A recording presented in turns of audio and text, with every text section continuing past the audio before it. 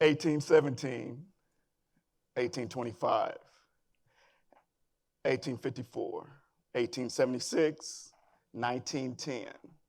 I can throw in 1911, 1972, 1997, 2003, 2010, 2011, 2025.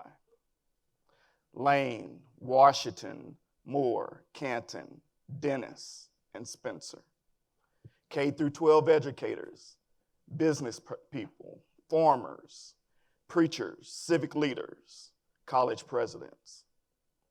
Lufkin, Nacogdoches, Pine Flat, Texas, Geneva, Texas, Lanetown, Texas, Crockett, Texas, Lamarck, Texas, Prairie View, Texas, and Cypress, Texas. Fourth generation Prairie View graduate, Texas College, Texas A&M University, Sam Houston University, University of Phoenix. Those are my legacy. Oh, that's still legacy I'm a part of. From my great-great-great-grandparents, those are some of those dates, to when my parents was married, to when my kids were born. Each of those places that I named are places that I have at some point in time lived and been with someone within my family. Each one of those places and careers are a part of who I am. There's a tree here at Prairie View. I've told my kids, it's called the legacy tree. This is a great oak on the backside of the campus. This oak, I can swear it's over 100 years old. But what's very special about this oak is the fact that you can see the roots grow very deep. The branches, they go up and they arch and go back down to the ground. And they form an arch in which students walk back and forth each day. That arch is first-time college students. That arch is people second and third generation and legacies walking this campus. That arch that they walk through are our next leaders, civic leaders, our next teachers, nurses, doctors, engineers, business people, preachers, civic leaders. If that tree could talk, it would say, oh, I remember when that student first walked past that arch. And look at what they're doing now. What does legacy mean to you? We all are standing on the shoulders of others, people that have come before us to contribute to who we are, to make us that much better. One of the things that I'm gonna leave with you is the fact that I have a framework for legacy. That framework is leadership, education, grit, authenticity, community, and then the last one is you. Leadership, seek out your mentors in your community.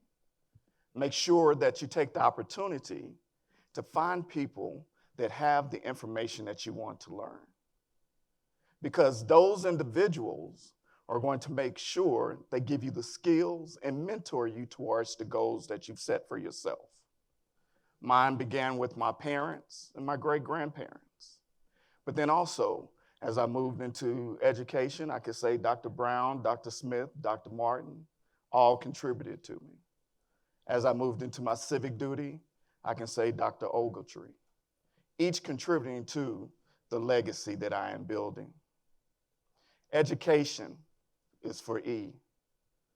When it comes to your education, make sure you understand some is going to be formal, some will be informal. But make sure you embrace education and be willing to learn, be willing to be criticized so that you can learn from that situation. When it comes to education, one of the things that you'll know is that sometimes you will fail, but keep making sure you move forward. Grit and growth. When it comes to failure, it requires people to get up. Many times people stop and give up and never try again. Through my own personal experiences, when it comes to that grit, it made me understand that when I was working on my Ph.D., there was times that I wanted to give up. There was times that I didn't want to write anymore. But I knew I had people that was looking at me. And I continued to work and continued to write. And I succeeded. You have to be persistent with the process. Authenticity. The world does not need a carbon copy of somebody else. It needs your unique skills. And when you come out and you go into your environment, into your community, don't worry about what everybody else is thinking. Be true to yourself. Because that uniqueness that's within you are going to make sure that you stand out when it comes to the next person. C for community. When it comes to the community, make sure you engage your community. One of the things that I chose to do, as mentioned earlier, is that I'm a school board trustee. That's because my whole life I've been contributing to the growth and development of children from K through 12 until college. You have to make sure that as a part of that is that you're willing to continue to contribute to the growth of our youth so that the world will be better tomorrow. The other part of community is that you must take care of our elders. Our elders contain the wisdom, and they also can tell you the pitfalls. Too many times, we let our elders go away without taking the information from them. But the last part is why. What is your why? What is your passion?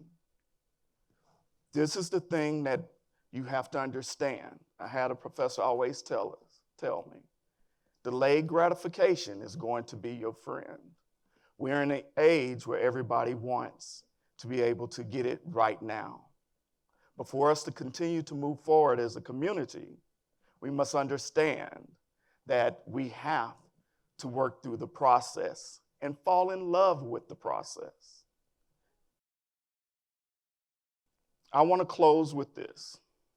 Remember, leadership, education, grit and growth, authenticity, community, and your why. Malcolm X once said, education is the passport to the future for tomorrow belongs to those who prepares for it today. We as a community needs to make sure that we continue to work together for our youth and for our elders so that the world will be ready for tomorrow. Remember, we're standing on the shoulders of others, and what is your legacy going to be when it's all done? Thank you.